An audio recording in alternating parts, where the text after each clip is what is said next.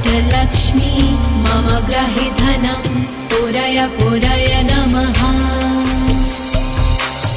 ॐ ह्रीं श्रीं क्लीं श्रीं कुबेराय अष्टलक्ष्मी मम ग्रहे धनं पुरय पुरय नमः। ॐ ह्रीं श्रीं क्लीं श्रीं कुबेराय अष्टलक्ष्मी मम ग्रहे धनं पुरय पुरय नमः।